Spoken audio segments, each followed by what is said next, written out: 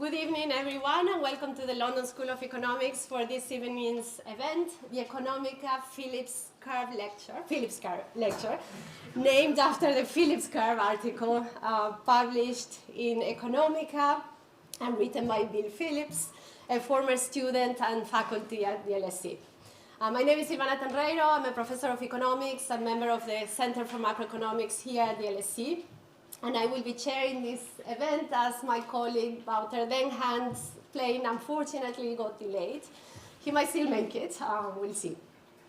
The lecture is hosted by the LSE's Department of Economics and Economica, which is the LSE's house international peer-reviewed academic journal covering research in all branches of economics, not just macro. Economica turned 100 years old in 2021, and the aim of the Department of Economics is to commemorate it by publishing 100 papers written by former LSE students and current and former LSE faculty.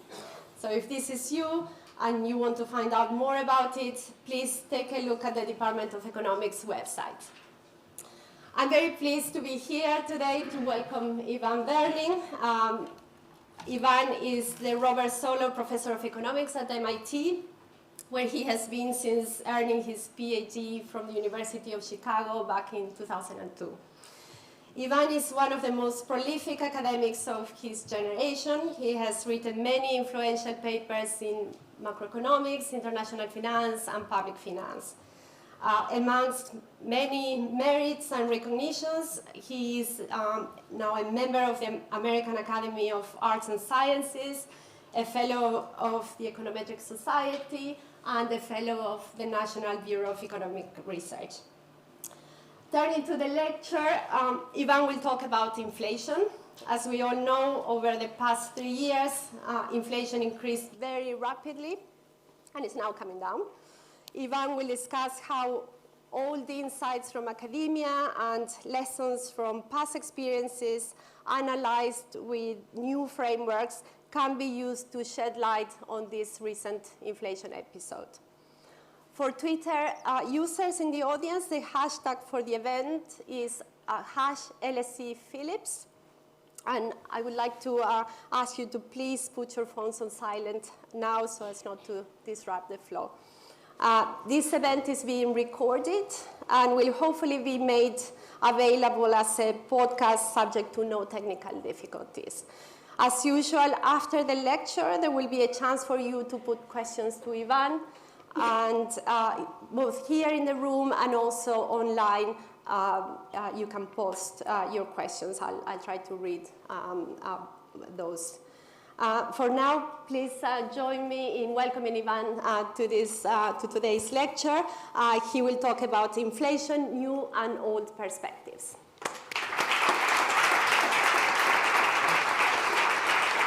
Thank you. Thank you. Well, thank you very much. It's really my pleasure to be here. Thanks for inviting me. And thank you, Silvana, for those words. Silvana and I know each other back from Argentina, so you don't have to believe everything she said. We're good friends.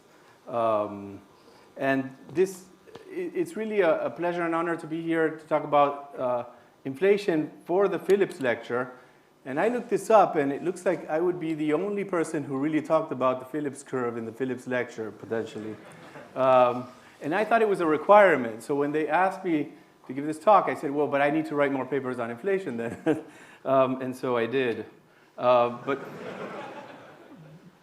first, let me show you just some excerpts from this fabulous paper by Phillips that I think will show up later as themes in my lecture.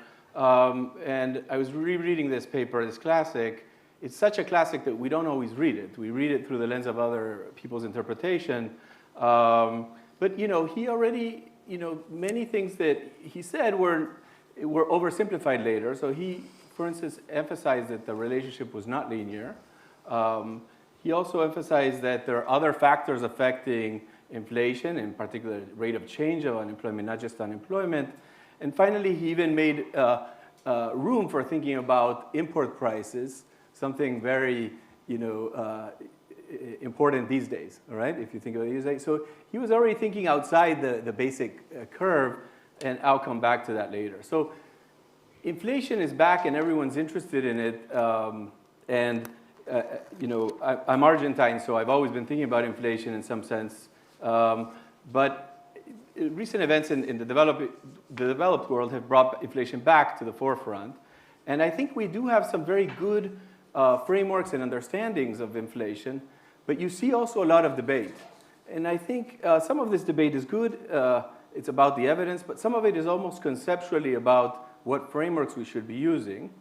The bad version of that, I like to say, is kind of you see ideologically driven debates, myths, or slogans, which I think of that as kind of summarizing bad theory.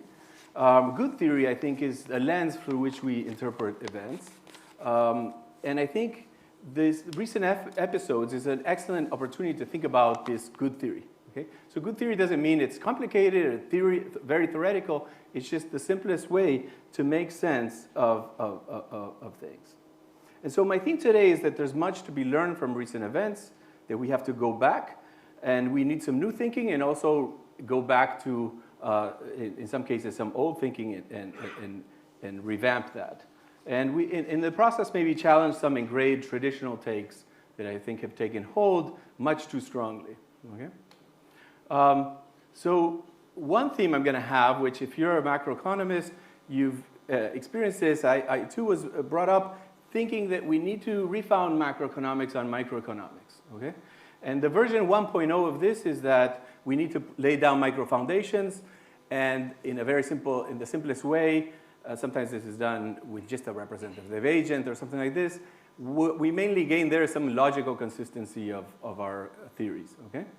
Version 2.0 is we take more seriously the microeconomics and the heterogeneity or risk, and that's important for some questions. That's important even for questions that don't have to do with fluctuations, aggregate fluctuations, or shocks. And version 3.0, which I'm going to emphasize today, sometimes we need to take into account that the shocks we receive are very asymmetric. They're not aggregate shocks. They're asymmetric across sectors. Okay, so that's going to be an important theme today. But my title also says the old, not just the new. And there I want to say there's an important development relative to the Phillips article was the Friedman and Phelps and later Lucas expectations augmentation of this curve. Okay? And one of the themes I'm going to keep going back to is that this was super important, this augmentation, but that we left in the background a lot of things that were being discussed at the time that were also important. Okay? And in particular, that there's rich microaggregation stories that were being told then that got, I think, laid in the background. Okay? And they were less influential. So in this lecture, I'm going to go back and think about this, think of recent events, and think about, as I said, how to think about these events through the lens of some models and question the models that people typically use. I won't be trying to settle the score on who was right or who's wrong completely. I have some opinions, but it's not going to be just about that, okay? And also, towards the end, I'm going to, motivated by events, but write down something that maybe completely transcends it in terms of trying to think harder about inflation. Okay, so I'm going to show you just some basic facts that I'm not going to spend much time. Many of you know these facts. They are characters in my play, okay? So I just want you to have remind you of my characters. This is inflation for goods and for services in the US, okay? Many things are very similar in the US and the UK and Europe. I checked with different weights, okay? Maybe import and energy prices were more important here, but they were so also in the US. So with different emphasis, there, you can tell roughly the similar stories, all right? And this shows that, you know, we first had inflation in goods, and then following that had a smaller but persistent rise in inflation in services, okay? More characters of my play. Supply shocks, they played a role. There are many places you can look for this. This is in particular in transport costs, but there were many other cases. Think of chips or lumber. You know, there were shortages through 2001, 2002, okay? Another character in my play that often is discussed in the context of inflation is expectations. And people worry about expectations going up or not. And there are many, many measures of expectations. This graph plot a few, okay? And the important thing is They did go up. They went up a little, always lagging inflation in the US, so they hardly would work as an explanation for inflation going up, but people were worried still that this would become entrenched if inflation expectations moved up. And finally, my last actor, my last figure here, and I'm going fast on these figures because I think they're familiar stories for most people, is that it wasn't just prices, but also wages going up. And this is actually the timing of prices and wages in the US. And there was a concern that as price inflation fell, that wage growth would create a wage price spiral that would bring us back to higher inflation. Okay, so this is the other character in my play. So in terms of how these characters fit into the play being the US policy narrative, but I've checked, it's very similar in UK and Euro area with different timings slightly or different emphasis. But there was a huge shock with the pandemic that was very asymmetric, that involved a lot of reallocation across sectors. People agreed on that. And I was surprised to see pretty quick consensus from academics and policymakers that there was a need for a large government policy. I think this is a moment I was pretty proud of the economics profession for its quick reaction and conclusions and quite a strong consensus on that. After the pandemic, during the reopening, in the recovery, there's more debate and discussion and room for disagreements. In particular, in the US, there was a very large stimulus at the beginning of 21 that people debated. Some people thought it was unnecessary or too big. Monetary policy also remained loose through 2021. Some people thought they should have started tightening sooner. Okay? So in terms of teams, I promise not to get into teams too much. You might have heard team transitory versus team permanent. Team transitory would say, you don't really need to react against this inflation, it's going to go away, and team permanent more worried about this looking like the 70s to caricature things. Okay? I think this is a mistake. We should never have called it that. It should have been team cost push versus team excess demand. I think it fits better what we were really talking about, and that'll be one theme I have. Okay? And then there was inflation expectations. So you see how I inserted one of my characters in the play, expectations. That played both ways. At the beginning, in 21, it was used to say we don't have to worry that much about inflation in the US because inflation expectations are well anchored. And since inflation is mainly what drives inflation expectations is mainly what drives inflation, then we don't have to worry about inflation picking up. But then when inflation did rise, the reverse argument was used to say, no, we have to be really worried because inflation's going up. That's going to drive up inflation expectations, and then we're going to have to live with high inflation due to these expectations. All right, finally, in late 22 in the US, price inflation dropped, I think similarly here, and the main concern became that wage growth remained high, and the concern would be that that would feed back into prices in a wage price spiral manner. Okay? So those are kind of how I see the narrative.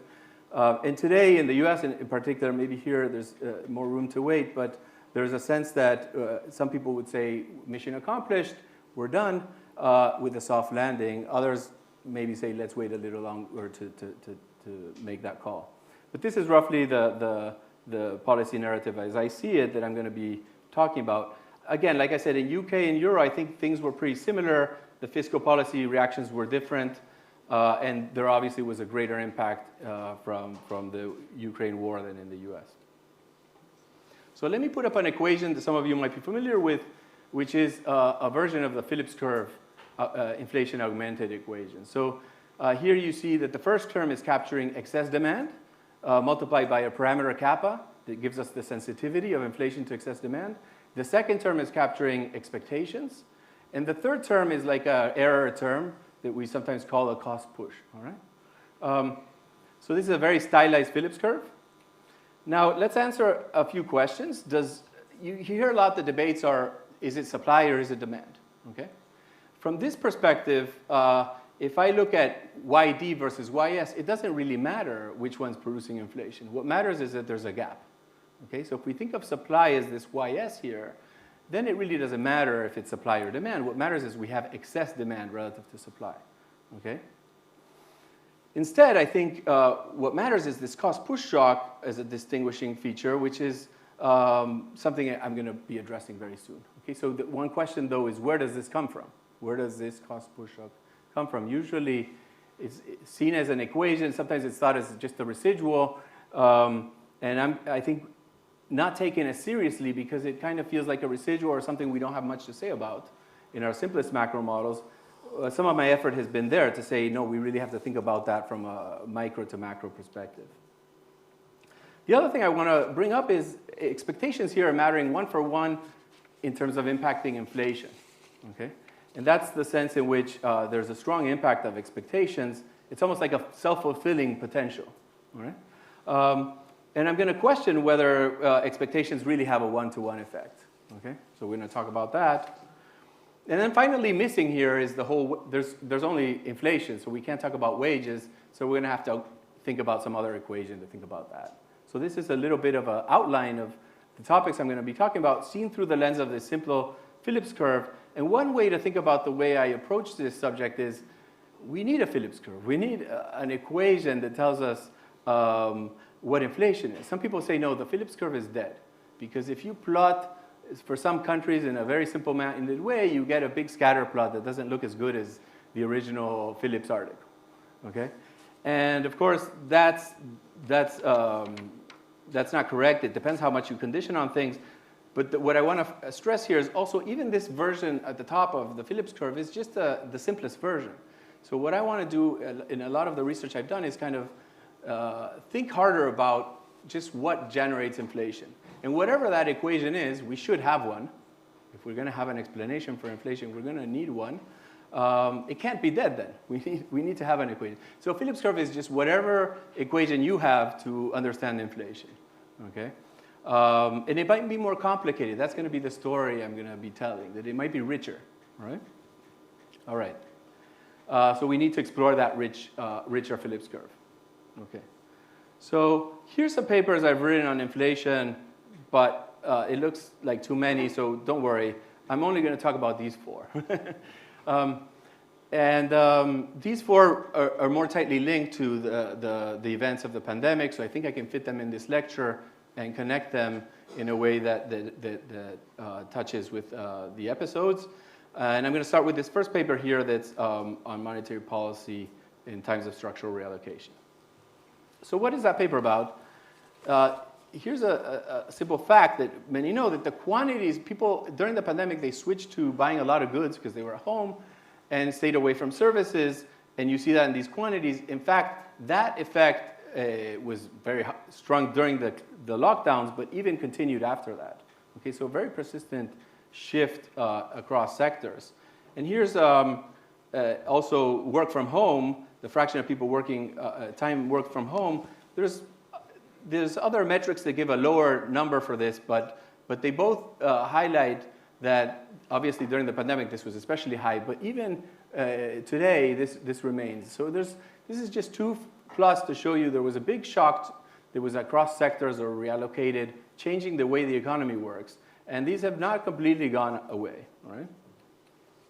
So the first paper I wrote during the pandemic was really about that and justifying that we need government transfers then that are targeted both for individuals and firms in principle to support these sectors, not just from an insurance perspective or fairness, but because of the macroeconomic effects that you would have on the healthy sectors if you didn't have these transfers.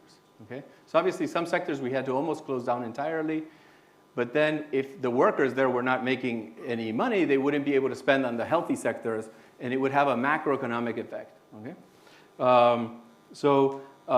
That didn't really speak to inflation, though. It was just about that initial policy reaction. So in a follow-up paper we wrote, we talked about how that same asymmetry of the shocks implies that you would have an endogenous cost push shock when you aggregate. Okay?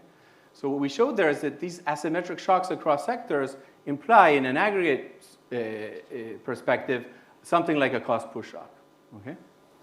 Both in terms of this Phillips curve shifting, and most importantly, what I think is important is normatively, the cost push shock, what it conveys is, if you didn't have the cost push shock, you would want to set supply equals demand for 2 reasons. One is it's good for supply to equals demand in general. And second, you would get 0 inflation. So normatively, there's like a divine coincidence, it's said. But when you have this cost push shock, now you face a trade-off between wanting to close the gap between supply and demand and not having any excess demand, which is inefficient per se, and also generating zero inflation. And you have a conflict. Okay? And so it's not just an equation, but there's also a normative content in the background that's important here. So we showed that optimal policy faced with these very asymmetric shocks would imply that you want to tolerate higher inflation. Okay? I can show you the model on a figure, basically, which is, here's two sectors, okay? Sector A and Sector B. And suppose in normal times we're along the dotted line in terms of the demand curves. Okay, so we're exactly at the corner of these supply curves. And the supply curves in this simple model we wrote down was simply there's a certain amount of workers there, and they supply inelastically their labor. Okay? So in that case, if suddenly you get a shift away from Sector A towards Sector B in demand, then you would have spare capacity in Sector A, but you would get high inflation in Sector B. Okay? So there's a strong nonlinearity that's a little exaggerated here. In fact, the same effects would be true if you just had a convex supply curve. Okay? And that convex supply curve doesn't have to be there because of the labor market and workers. It could also be for other reasons. I'll get back to that later. Okay? But the important thing then is this convexity implies that this shifting of demand across sectors is going to imply a higher rate of inflation, okay, at the same time that we have spare capacity. So in terms of the Phillips curve, it's like a shift out. Okay? Super simple argument. So here's a Phillips curve plotting inflation against slack. Okay? And if you get hit with this asymmetric shock, then the Phillips curve shifts out. Okay? And now you can't get both. You can't get zero inflation and zero slack. Okay? So you have to live with a trade-off. And in general, you're going to tolerate higher inflation. Okay?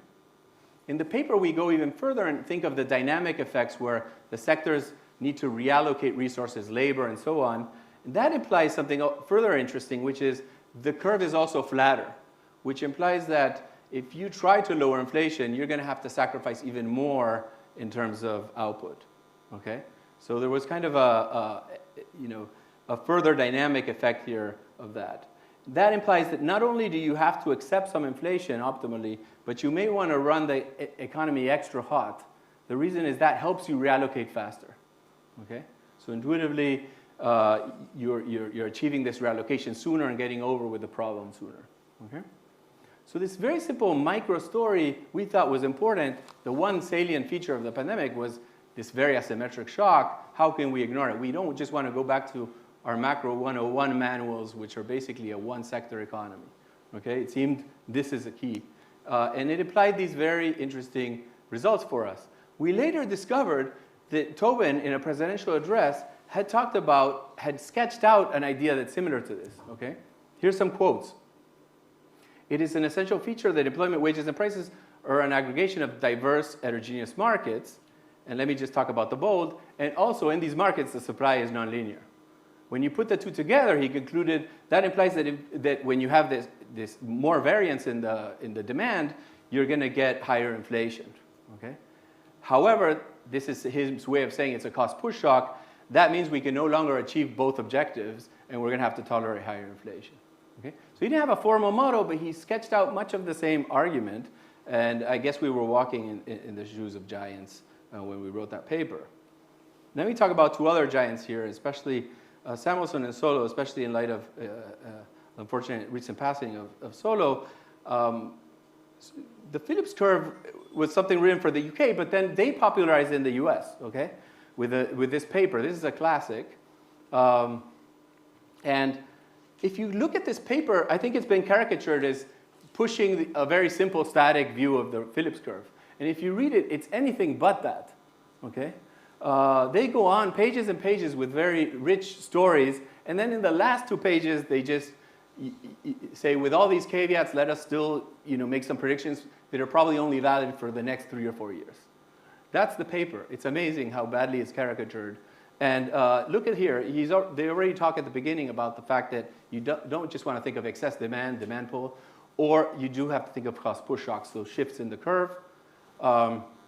And moreover, he talked about Charles Schultz's idea, which is what Tobin was, I guess, expanding, which is this demand shift idea that across sectors, these asymmetric shocks will produce a push shock, all right? So I'm interpreting that through the lens of our model, what they're saying is supportive of this. And finally, they concluded with strong words of caution and made those calculations, but they said, you know, it's going to be very hard always to know which shock we're hitting. But in fact, they anticipated the Friedman Phelps expectation augmentation. They argued this curve is there, but it's not necessarily we should take it as given and stable. It will be affected by policy. This is an amazing article that I think we typically caricature and tell a very simple story. Okay, so let me get to one of those things that was mentioned here, expectations, which is my other character, and talk about a paper I wrote on the effect of expectations. So here's that Phillips curve again, and now I'm going to put aside the cost push for a moment and question instead whether that coefficient there should be 1, okay? And I think the idea, we have a very strong intuition that it's 1, but do we really know? Okay, I want to ask, do we really know scientifically that that's the case? I think the one reason we think it's around 1 is that the simplest models that were written down had that property, okay? But they were very stylized models. They're excellent models, but they're very stylized. That's not a place to get an answer for this coefficient. It's a place to get intuitions, qualitative answers. So these two models maybe imply a phi near 1. So you might say, well, let me try and answer this empirically. Well, what I'm going to say in a nutshell is that it's very hard, okay? I think at present we cannot answer this empirically. We don't know the answer empirically. People have tried just using aggregate time series. They get numbers between 0.65 and 0, but the usual problems with just using aggregate time series is you don't know what's exogenous, what's endogenous. It's very tricky. More recent work, I think that's very promising. It takes on looks at surveys and does experiments where they treat the survey participants with different information. And I'm citing a paper that I think is very interesting. They were not trying to get at this question, but if I divide one number in one table by another number in another table, I get a number of like 0.2 from their paper, okay? Now, there's a huge caveat there, similarly to the previous caveat, that that this treatment doesn't necessarily just affect their expectations, so there's an issue of interpreting this number. But it's suggestive that maybe, at least when we look empirically, it hasn't come out to be 1, okay? And yet it's so ingrained. I mean, it's not just academically ingrained. If you read any central bank's speech, they talk about inflation expectation. They might write down an equation. They'll put a 1 in front of it, okay? So I think it's important to ask how big is that effect, really? And I'm in good company again. So I read this also recently, this beautifully titled paper by Bob Solow. And first of all, he has a nice comment I'm saying as a side comment. He said, let's not call it the Phillips curve. Let's call it the Phillips surface, to emphasize the fact that there are many things affecting inflation. Okay? So surface would be a multivariate function. Okay? That's a sideshow here. I wanted to mention, he also says, I'm not ready to accept there's any strong evidence that the coefficient in front of inflation expectation is 1. Okay? So I thought, in the spirit of the title of my talk, Old and New, to show you these quotes. Okay, but what do I do? Let's go to the new part. So what I do is I'm going to take inflation expectations as a black box on the left and solve for, in a model, I'm going to solve theoretically what firms want to do in setting their prices and aggregate that up and produce what is the resulting inflation. So the thought experiment I'm going to run in a model is people wake up and they thought inflation was going to be 0 yesterday, but now they think it's going to be 10%. Okay? How does that change their pricing behavior and how does that affect inflation? So I want to see the causal effect of people waking up, everything else the same, but they think inflation is going to be higher. Okay?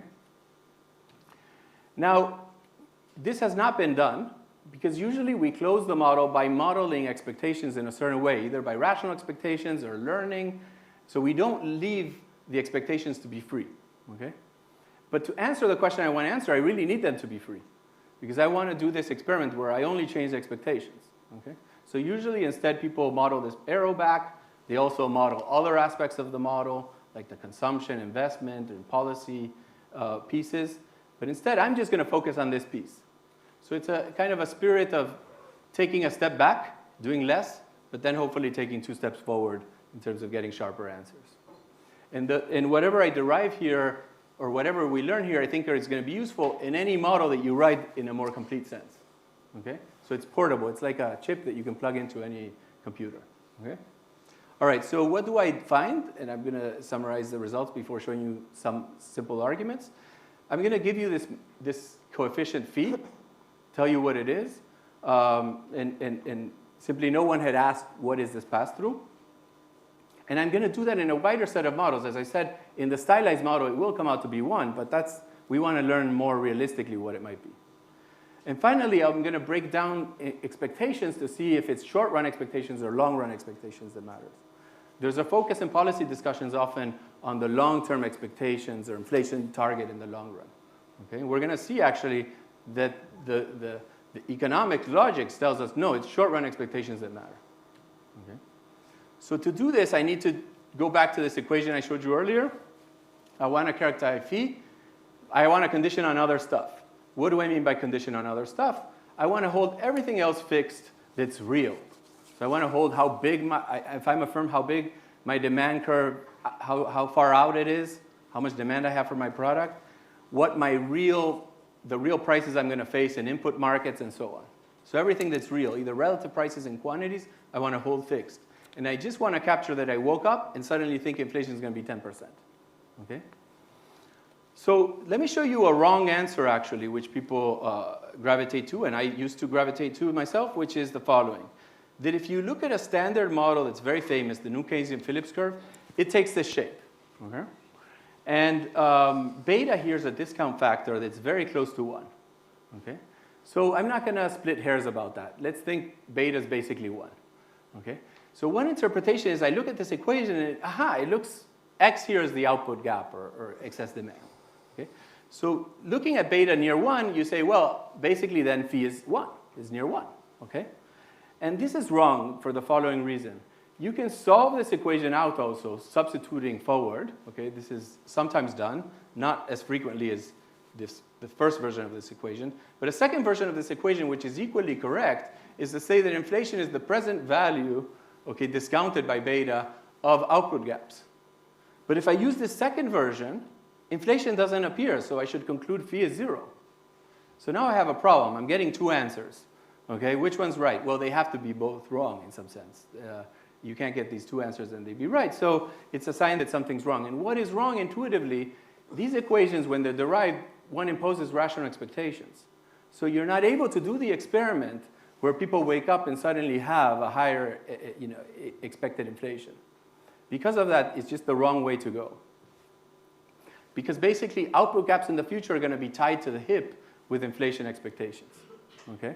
The only reason we can expect inflation to be higher in the future is if we think there's going to be excess demand. So we can't do the ceteris paribus I said we needed to do, the holding fixed, the real stuff. Okay, so now let me give you a figure that I think conveys the intuition why phi is likely, in many cases, to be less than 1, and significantly less than 1. This is the problem of a firm that up to the solid line, up to that point I'm marking there, was expecting to have no inflation. Okay? But suddenly woke up and thinks inflation is 10%, which is the dashed line. Okay? And suppose they're pricing equal to their cost, and what I'm showing you is what they think their cost is going to be. Okay? We can add a constant so that there's a markup. Okay?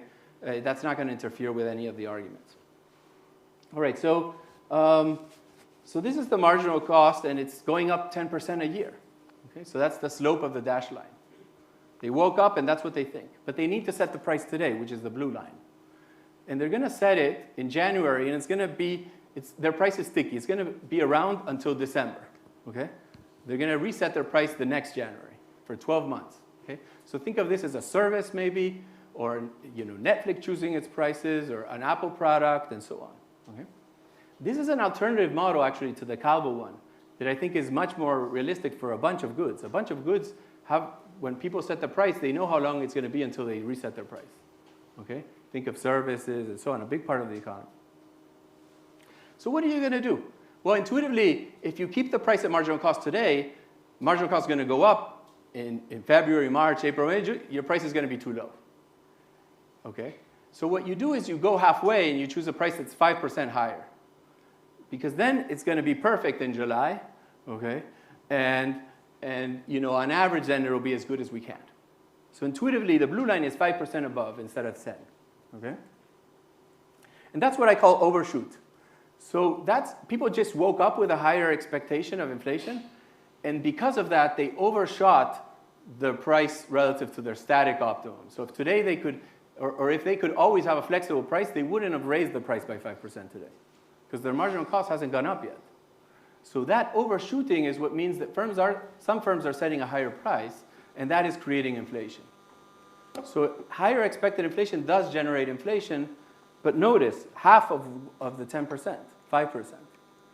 And so this argument explains why phi in this model is actually 1/2 instead of 1, which is a big difference, I think. Okay? And such a simple model takes us there, a realistic model, I would say. Okay? All right, so what's not obvious here is that if the firm is setting its price every 6 months, the same argument goes through. Let me give you a quick intuition for that is, now if I set every 6 months, I'm only worried that my price between January and June is going to go up 5%. So I'm going to overshoot by 2.5% instead of 5. But if all firms are setting prices every 6 months, then there's twice as many firms setting their price today. So the 2.5 is going to be done by twice as many firms, and that's why the result is not going to depend on how sticky prices are. Okay, all right. So I generalize this result. The Taylor, this kind of constant price for a year or for 6 months or 3 months is a special model as well. What I do is I write down a more general model where you're going to have some chance of changing your price depending on how old your price is. This is known as a time-dependent model. And for that model, turns out, though, you get a very simple answer that the right phi, let me just go straight to the answer, is a ratio of two empirically, in principle, empirically obtainable numbers. So what you need to do is know the ratio of the ongoing duration of prices to the ratio of completed durations. What does that mean? Ongoing duration means walk into a store and point at a random good and ask how old that price is. And write it down and then take an average. Okay? And the completed duration is wait until the spell is done and then write down the number and average it. Okay? So if you take the ratio of these two numbers, it will give you what the correct number for phi. And in the exponential Calvo case, where you have a constant probability of changing a price, these two numbers are the same. So that's why you get phi 1. But in the Taylor case, you on average walk in halfway in a store on a price spell, and so phi is 1/2. Okay? And this generalizes this result, and I'm exploring this empirically now with Raphael Schonle. Okay, let me talk about the short-run versus long-run inflation expectations. So up to now, I've been assuming that firms wake up, they think inflation is going to be 10%. They experienced zero inflation in the past. Now I want to generalize both things. So I'm going to instead assume that instead of them thinking inflation is going to be forever 10%, imagine they think it's going to be 10% for a year, then it'll go down to 5% because the central banks will do their job, and then it'll go down to 3 and then back to 2. Okay? So that's what I have here in the first terms. I've now allowed the expectation to depend on the horizon. Okay? So the previous case was when I assumed that expectation was constant, in which case you can factor it out, and I was characterizing the sum of those coefficients. So what I was calling phi was the sum of these first coefficients. But now I want to look at the shape of those coefficients as a function of the horizon. Okay? And the main result I get here is very simple. It's that you get these phis have to be declining, and they're positive and declining, and they decline quickly. So in particular, what I mean by quickly is if you're not sure if you're changing your price in 6 months or in a year, or maybe up to 2 years maybe, but you're pretty sure by year 2 you're going to change your price, then the phi on inflation expectations 2.5 years from now is 0. Okay? You don't care at all what inflation is after 2 years. Okay? And this is so simple and obvious. I mean, I think if I explain this to someone running a business, they say, obviously, why? I'm setting my price at most for 2 years. Why would I care what inflation is going to be, in year 3 or 4 for this pricing decision? It might matter for other things. Then, but at the same time, it goes very counter to the intuition people have that what matters most is long-run inflation expectations. Okay? Now, I don't have time to explain why that doesn't mean that tracking long-run expectations is wrong. Okay? There might be reasons we worry about long-run expectations. I'm just saying they don't matter directly for inflation today. Okay? All right. The next thing is, before I assumed inflation was zero in the past. That was just to simplify. Now, suppose there has been inflation in the past. Okay? Then here I have the whole lag of inflations in the past. Okay? And what I can say about these coefficients is that in general they're not zero. In the Calvo case, they're zero, so we get used to thinking about that. But in general, they're not zero. And in fact, the sum of the forward coefficients and the backwards one sums to 1. So if you manage, if I go to Taylor, let's say, instead of Calvo, where the coefficients on the future terms was a half, then the sum of the terms on the past has to be a half. Okay? And that's more general. So the more you knock down the effect that expectations have, the more you have to bring up the effect that the past inflation has. Okay? So as an Argentine, I find this interesting because people do talk about inflation inertia. And there's some indirect ways of getting inflation inertia. One is that you think expectations is all that matters, but expectations they don't move very quickly. Maybe they're not fully rational. Okay? Another is that there's indexation in the economy. But this is an intrinsic inertia that the model has just from nominal rigidities. Okay?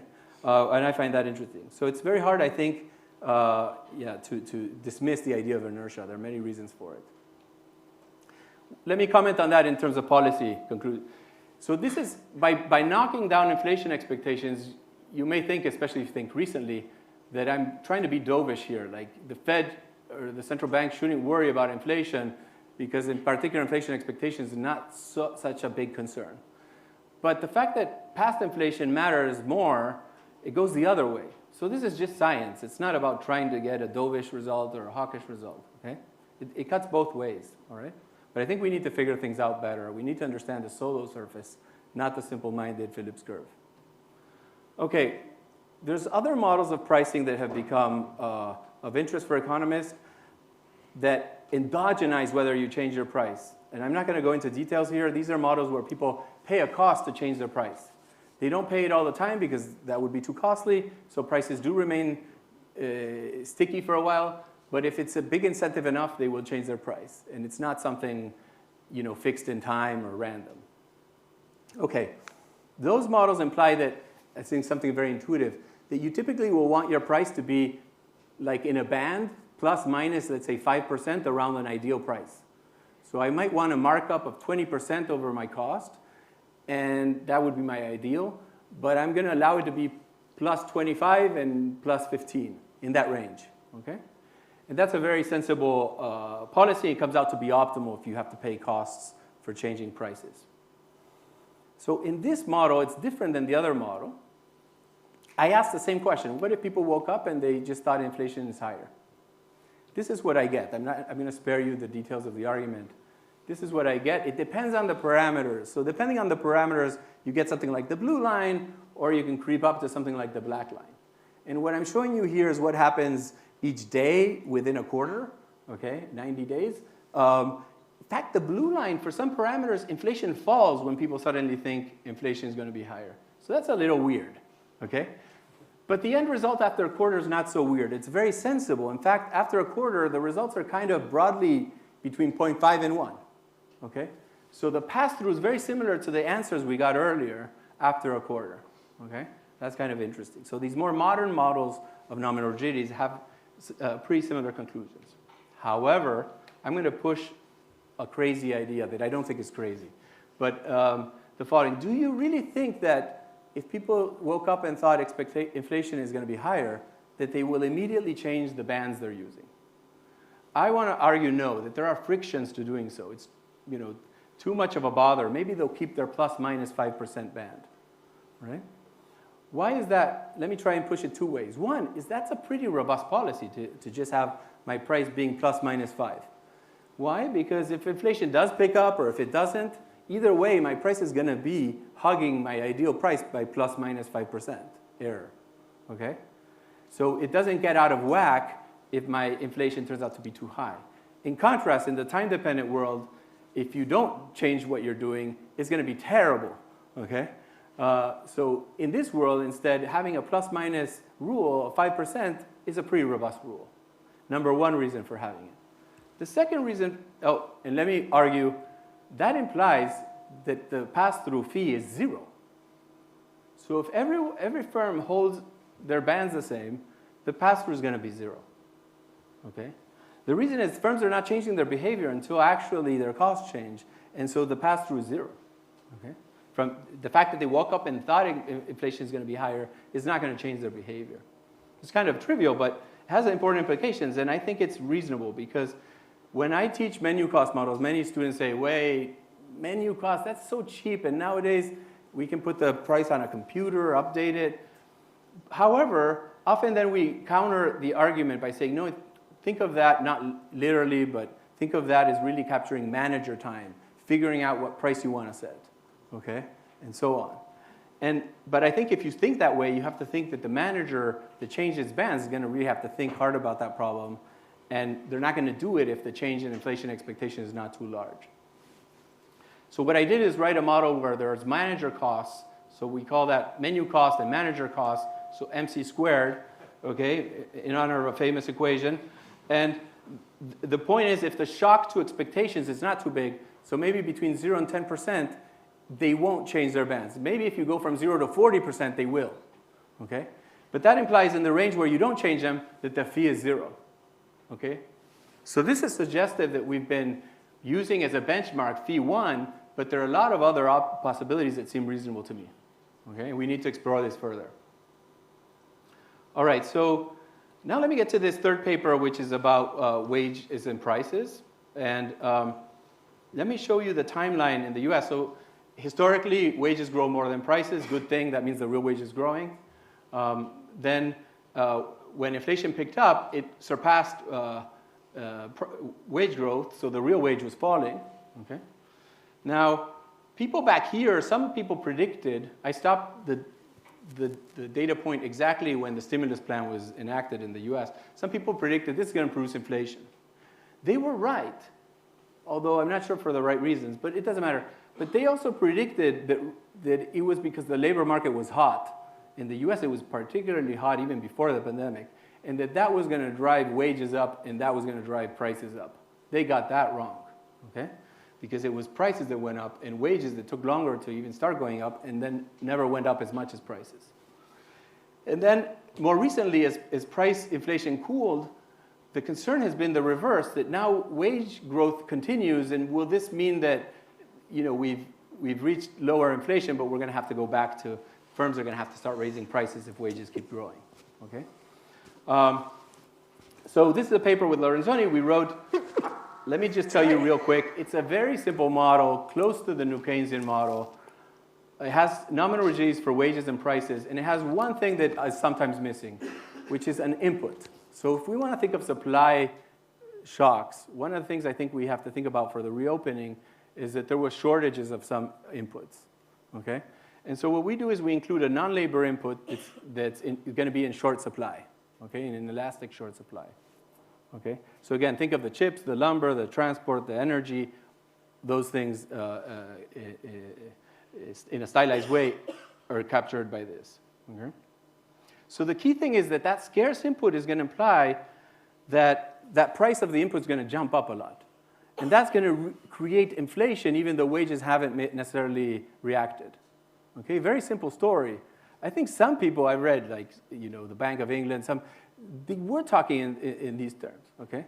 What this paper is trying to do is write down a model with these properties that justifies this kind of intuitive take.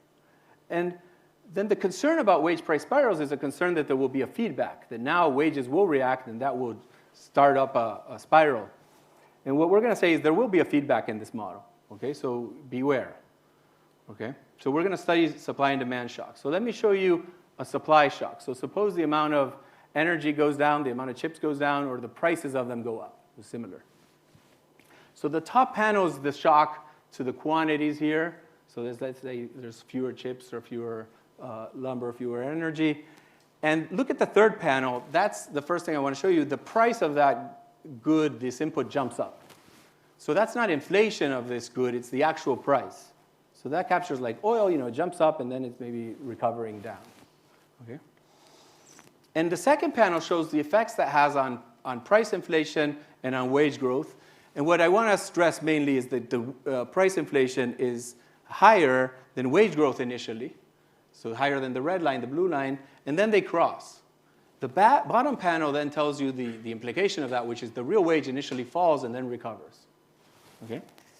Now, it turns out that the supply shock is very similar to a demand shock. So if I do a demand shock, I'll get very similar dynamics. Okay? So that implies that it's not a good diagnostic to see what happened to the real wage, to see whether it went up or down, to know whether it was a supply or a demand shock. Okay? Unlike maybe our simplest model. Okay? And the bottom line is this model has those three phases I was talking about. A first phase where there's a huge jump in the price of the inputs, and the price inflation rises. It could also be showing up in profits. There are people who've remarked the profits had gone up, and some people, being nasty to them, call it greedflation. That is actually something possible here. Now imagine this supply that's fixed is owned by the firm, its capacity. Then you wouldn't see it in prices. You would see it in shadow prices. And shadow prices are profits. Okay? So the model can justify that firms that found themselves, restaurants when they reopened, in the US at least, the restaurants just didn't have enough tables. Okay? And prices went up. So then in a second phase, wage growth starts overtaking price inflation. However, they both fall back to target and without the need of a recession here. So there's a spiral in the sense that there's a feedback, but there's no spiraling out of control. Okay? So it's an optimistic message. Okay? And you might ask, why is it that wage growth can be higher than price inflation and not lead to more inflation? And the reason is, and I think this was missing in simple discussions of this policy issue, is you're not at ground zero anymore. After a year, the real wage has fallen, so now there's room for it to recover if the price of energy has come down. Okay? So it's that simple logic. I mean, again, it's just so simple, but when we're in a rush, we sometimes miss these simple points. Okay. So that's a basic point. There's some caveats. If you have non-rational expectations in a certain way, then you can get a more protracted way back. They can produce kind of a nasty wage spiral. Okay? But under rational expectations, this is not the case. Okay, I talked about how that relates to these comments Blanchard-Summers made. I just want to mention that Blanchard-Bernanke followed that up, and they kind of agreed that the inflation was mainly commodity prices and supply chains and not in the labor market. And that's the message of this paper. The inflation can be coming from these supply constraints and not then in the labor market. Now, I believe there might have been some combination. This is isolating one case or the other. In fact, let me say that I think if you marry this paper with the first one I talked about, you can think that it is important to think of the market separately and the shift in demand across sectors. But then I would stress that it's not necessarily within those sectors the labor market necessarily that always overheated. Maybe in some cases it was, but in some cases it was the supply constraints. And you're much more likely to hit these supply constraints if there was this heterogeneity. All right. There's been some other work here that I just wanted to flag. So let me talk about this last paper and say this paper is a little inspired by thinking harder about inflation, but perhaps it goes a bit further beyond. It's more conceptual. And the questions we're asking there is, how do we really think about inflation in a deeper way, in a more general way? Because I've invited you to think about these richer ways of thinking. What's the richest way of thinking? Okay? And what our answer is going to be that a useful, rich way of thinking is to think that you need two ingredients to think about inflation. One is conflict or a disagreement on relative prices. Okay? And that goes against, if you learned micro, you learned, well, we did think about raising equilibrium, we think of relative prices, but we have nothing to say about inflation. Okay? Inflation is something else, about absolute prices. And instead, I'm going to be pushing this idea that it's good to think about relative prices, but the disagreement among agents in those relative prices. And the other feature is staggered prices, which is one of the main things, an amazing thing, I think, that macroeconomics introduced, okay? And what I'm trying to do in this paper is really distill, hence, a very nice feature that's in our macro models, which is the staggering, without all the other simplifying, special, not necessarily as nice assumptions, okay? So in some sense, trying to be more general, but keep the main things we needed, okay?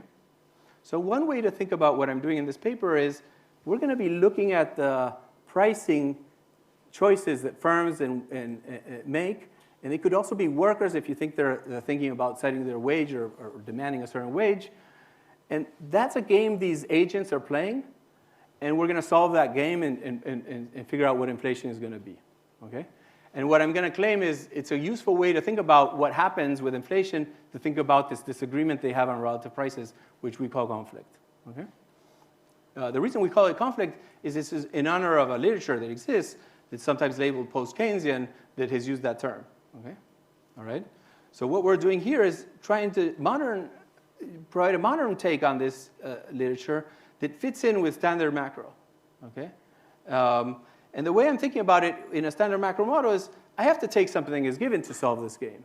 And I'm going to take as given these desired relative prices they have, which we call aspirations. And a full macro model would also model those aspirations, okay? A full model does everything. But we don't want to always do a full model, okay? Sometimes we learn in macro, we always have to write down the whole model. But, no, we learn also that sometimes it's useful to think of a block, of a part of a model. And the reason is, if I learn what this block does, I can think across a wide set of models with that question mark for the other part, okay? And that's a useful kind of way of thinking. This has, of course, a long tradition when thinking about consumption. Everyone nowadays is doing incomplete markets and thinking of the consumption block. Okay, it's the same thing. When people do that, they take interest rates as given, income is given, but those things are not exogenous. They're part of a bigger model, but it's still useful to think about that block. Okay, so it's completely analogous. The other diagram I'm going to show you to explain what this idea is that inflation is going to be generated by conflict, I'm going to say. That doesn't, in only conflict. That does not mean traditional stories are wrong. So demand, having too much excess demand can create greater conflict and create inflation, okay? And the way that would go is too much demand maybe will make workers demand a higher real wage, kind of the simplest story, and that's going to create a higher relative price that they want relative to what firms want, and that's going to create inflation. Now, monetary policy can affect demand and hence affect inflation, and so can fiscal policy. So if you have a traditional model in mind, it fits perfectly in here. We're nesting the traditional model. But what this allows you to do in that case is just give you a different perspective. But what I like best about this is it also lets you think outside the box about other effects. So it lets you think of expectations in a more direct way. And it lets you think of labor market institutions potentially as mattering. So I'm from Argentina. If you ask me how do we lower inflation, our inflation is in the 3 digits now annually. Does it matter whether you have the unions on your side or not? I would say it would matter, okay? But that's hard for me to fit into my basic macro 101. But with this framework, I'm able to think about that somewhat and maybe then write down a full model. Anyway, you can also think of energy shocks and real rigidities and maybe who knows what else, all right? So that's how I think about this. Okay, I'm going to skip this in the interest of time and say what we do in this paper is 2 things. First, we provide a very stylized model that is, it's not a realistic model on purpose. It's not realistic. It's a model that's trying to get an intuition and make you think outside the box. And in that model, what we do is we write down a model where there's no money, where there's no credit, no saving, no interest rates, no employment, no output. So it's an endowment economy. It's your Edgeworth box, okay? And in that model, we show that we can still think about inflation with staggered prices, okay? And, but the main thing then is you're not, and we get that there is inflation sometimes. But you cannot now say there's inflation because you're printing too much money. There's no money in the model. Or you can't say there's inflation because you've set interest rates wrong. There's no interest rates in the model. You can't say there's inflation because the labor market is overheated. There is no labor market, okay? So it's trying to force you to think of something new if you were resisting and think of this disagreement of relative prices as one way to think about it, okay?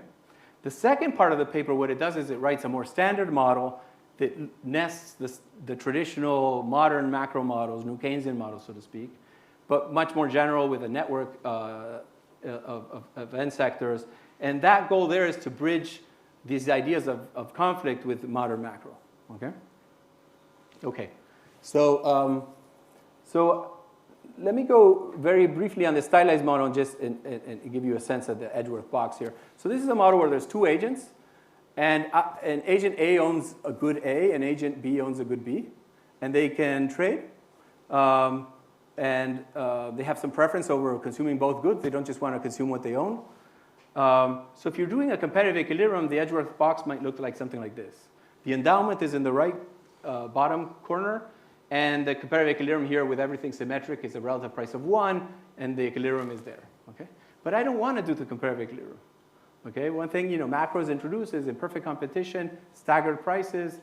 So I want a world like that. So instead, and this is also, micro has done this, mask and roll, thought about staggered prices and market power. So instead, let me do this something like mask and roll actually. In even periods, A sets the price, and in odd periods, B sets the price. And what I mean by a price is an absolute price. So here's what I'm going to say. You write down a number. And I write down on my whiteboard, you write it on your whiteboard. And it's just a number. However, it could be, the convention is that it's a currency, but we don't actually own that currency. It's like we're in prison. In prison, maybe we still use the dollar as a reference, but you can't have dollars. Okay?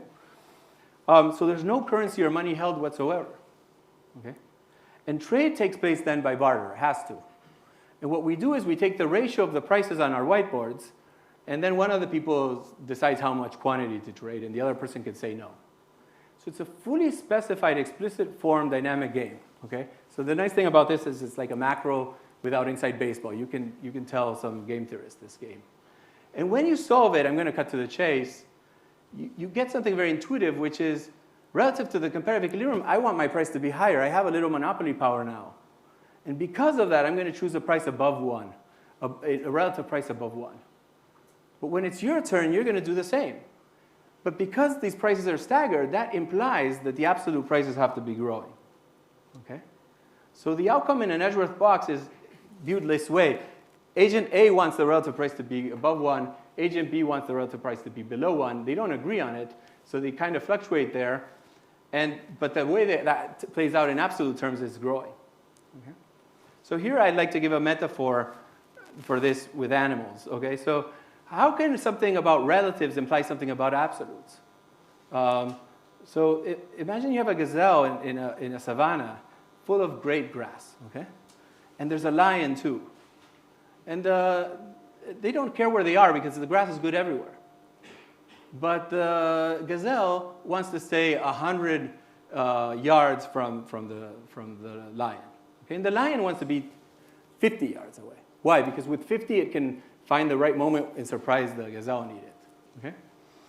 Now what happens over time is if we think that they're making these kind of decisions in a staggered fashion, they look over, they see, then they adjust. The gazelle might see the lion's too close, so move away to make sure he's 100 feet away. But then the lion, when its turn gets closer, now the gazelle moves away again. The lion, you see what I'm talking about. Now they move in absolute space, even though they have no preference about where to be in absolute space. And they may even climb a mountain to do this, okay, to get away. So that's inflation. It's this miscoordinated disagreement on our relative prices that drives up absolute prices.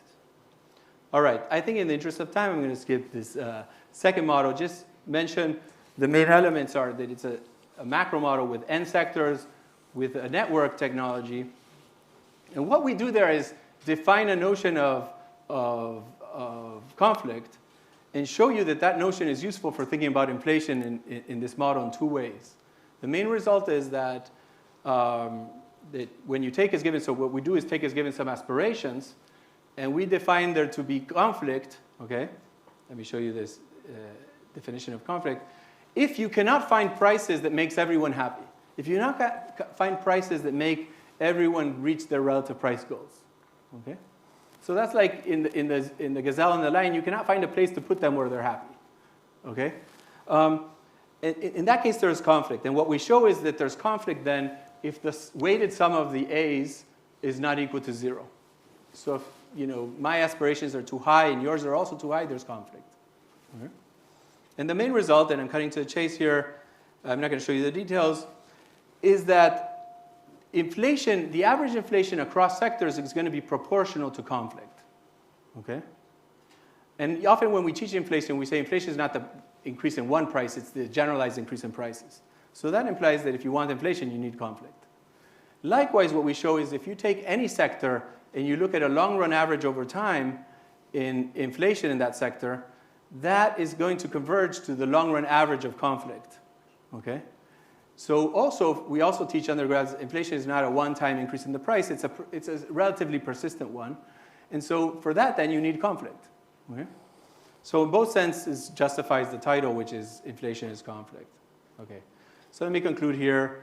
I think I went over time, and I'd like to get some questions. So just that I touched on some practical implications, but also some conceptual points that asymmetric shocks are important for thinking about cost push, that inflation expectations matter, but maybe a smaller role than usually attributed, and that wage price spirals are real in the sense that there's a feedback, but that doesn't necessarily mean that we're going to spiral out of control. Okay, you can get a soft landing. Conflict, that it's this more general and intuitive way, I think, of thinking about inflation that can fit in with our modern macro models. There's no conflict between a conflict view and the modern macro models. There's coming work I wouldn't have time to think about. Let me end on a philosophical point. We often think we learn, okay, because we had some view of the world, maybe here summarized by this parameter. I think it's at that value. I see some event, and I revise my view, okay? That's one way we learn, though. I think sometimes, and maybe this episode is a different kind of learning, where I had some view, but I knew I had some uncertainty about it. But maybe I was quite confident. This is the blue distribution, my prior. And then something happened, and you know what? Now I know less. And that's still knowledge, okay? To know you know less when you really didn't know it is a good thing, okay? That's what I hope happens with my 5-year-old, who's very certain of the world until he becomes an adult. He'll probably learn that many of the things he thought he knew were not true. And so I think it's a time for open-minded research, and I've been trying to engage in that. Thank you.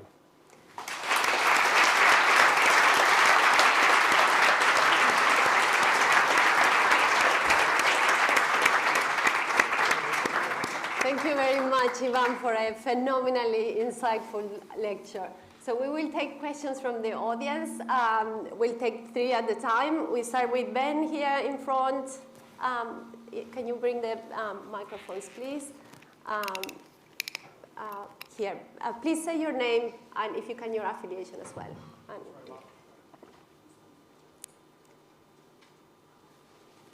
Can you also start bringing the microphones to the other questioners?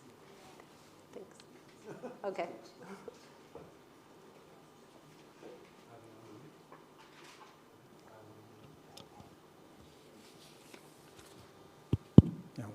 Iván, thank you very much. Sorry, Ben Broadbent. That was fantastic.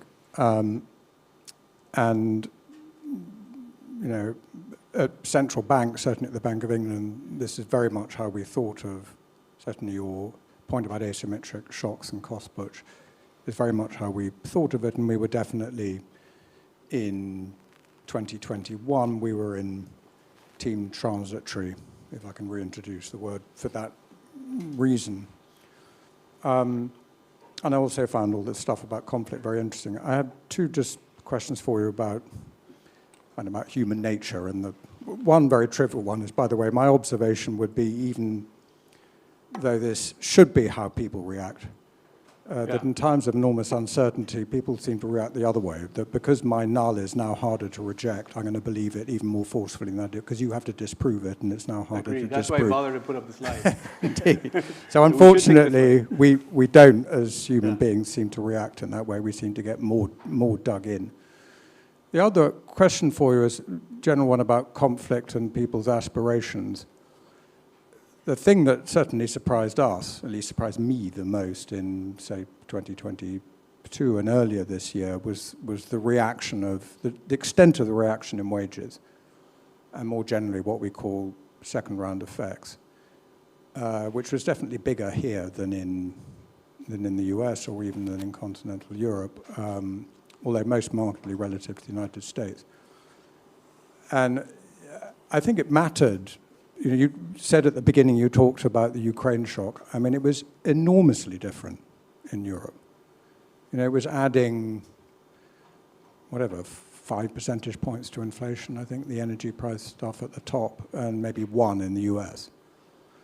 And that had a huge effect on, I mean, national income, the overall rise in import prices probably enough at the peak to reduce it by 6%. Now, it's since come off. Is it plausible to think that people are very loss averse and that the effects of those are asymmetric, and that if your aspiration is, I don't know, just a positive real wage growth, that the implication of what you're showing would be sort of non-linearly worse as you move below zero, as it were? That if my aspiration is, I don't know, I just want to keep my real wage going, that I have very severe effects when I move below that, whereas if my aspiration was 2 and I get 1, the effects are much more moderate. I don't know, that would be my intuition, but certainly the extent of the reaction here to those losses was very big, I think. Should I answer one by one? We'll take 2, 3 at a time. Yeah. Ricardo next, just because he's close, and then we'll go to back. So this may be a longer discussion, but all of your results on the expectations, Iván, make sense to me. All of them are correct. And yet, I come to the end and I say that inflation, the coefficient is 1, and the inflation is still expectations. But I hope it's not because I'm a closed-minded researcher. And here's why. The economic logic for why the coefficient is 1, I will state it in general terms, and I'll tell you why it matches your model. If all of us right now start expecting inflation to be higher, or even just that the price level doubles, from an old wisdom from David Hume, I will, as a price setter, want to double my prices. Ben will want to double his wages. Someone else will want to double his nominal quantities. And therefore, expecting inflation to be 100% turns into inflation being 100%, and the coefficient is 1. This logic comes from no money illusion, as we often teach it in micro.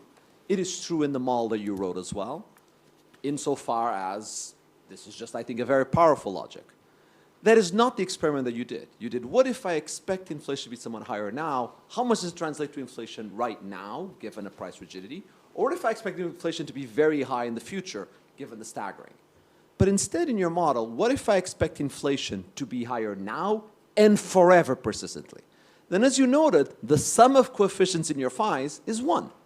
That is, once this fits in persistently, both counting looking forward and looking backwards, inflation will be, if all of us go from inflation is 0 to inflation is 2, now and forever, as enough time goes by and the adjustment goes, inflation does now jump from 0 to 2, that is, the coefficient is 1. Because when I think of the coefficient being 1, it's not that the impact right now is 1, it's precisely the logic that you yourself used in saying, wait, this has to be 1. And that intuition, going back to Milton Friedman, is a very powerful one, because if it wasn't 1, then us just expecting something could lead to a permanent recession or a permanent, which it seems hard to believe. So that's why I understand, but just at least to defend why the phi equals 1 is such a power hold. And which is not to say that, of course, what if people expect now temporary, like you say, is it less than 1? Yes, it is. What if they expect that it's higher for a while? What if the difference between the longer and the shorter, and all of your points are correct? But just to say that the power of the 1 was even in your slides, those coefficients have to add up to 1, and that's because it comes from such an important no money illusion result. Let me default here. Let's start with these 2. And oh, then great, we'll great. Because we only have 1 microphone, so you can start moving it. Yeah, so let me start with, in reverse order.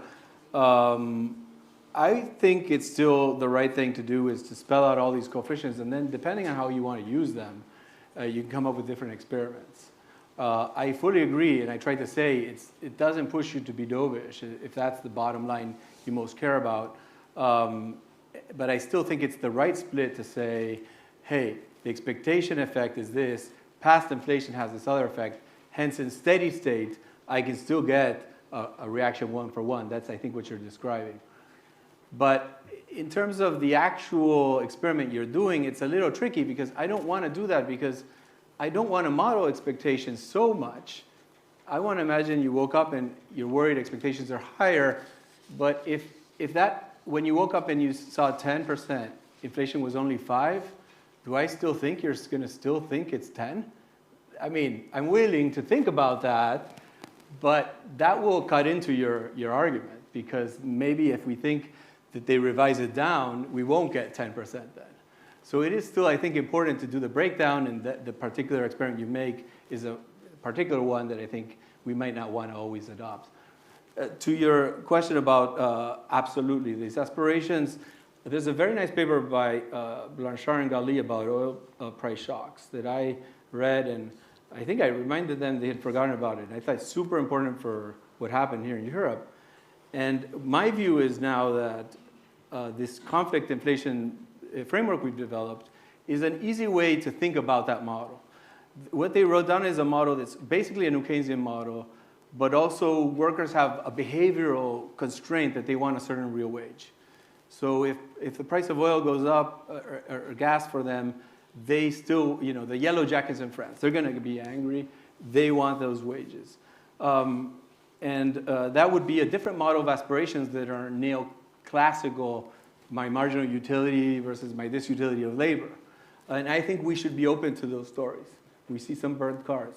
And so absolutely. That's one reason we're doing it. I had slides about that, but I decided to skip them, is that I think the staggered pricing is a beautiful thing, a huge advance in macro, and then some other things too. But then often we get caught in a very simple model of the labor market, oversimplified, and it's good to have this framework where we can now think outside the box in that way.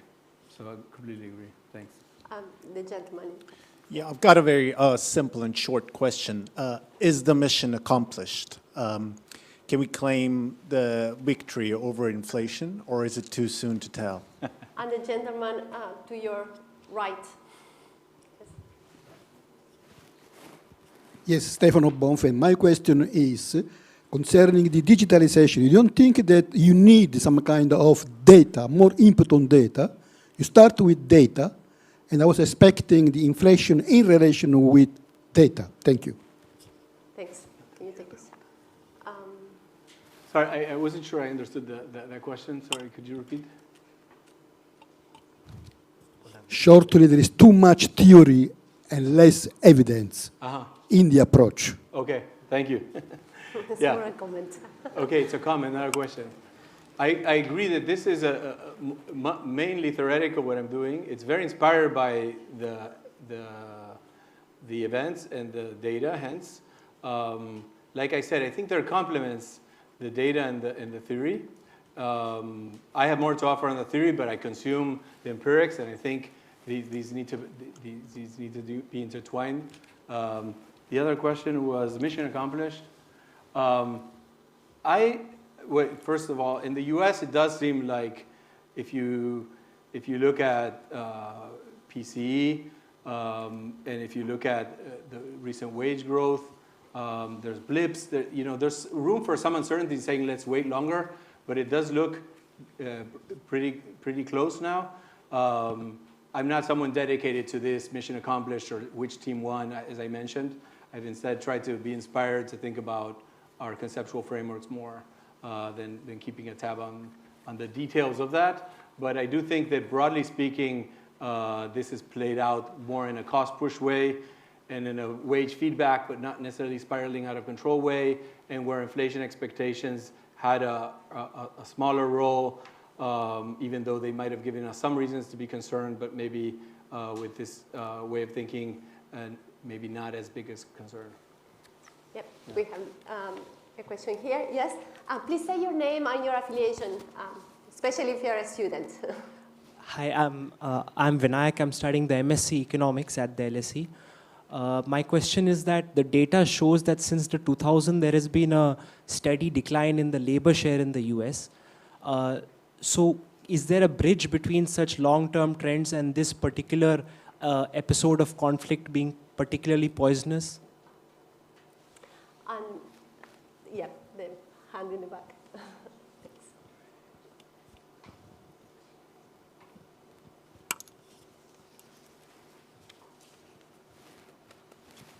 Hello, thank you for a wonderful lecture. I'd just like to ask, do you have any thoughts on inflation in Japan going forward? And they're trying to drive it with wage growth primarily. So it's a bit of background. Okay. I'm gonna say I don't have any particular views I would want to share now on inflation in Japan. I'm not an expert. I'd prefer not to talk out of place. But I'd be happy to look into that. On the labor share, I do have some views. Yeah, go ahead. Yeah, the labor share, that simple model I wrote down would imply that the labor share should fall temporarily because these real wages have fallen in that model. The wage price spiral paper explains why the real wage would fall, which would contribute to seeing profits going up, I said, and the labor share falling. However, in the model, it would be temporary. So I think you would see the recovery. And some aggregate measures like the labor share hide a lot of things that's happening across the distribution.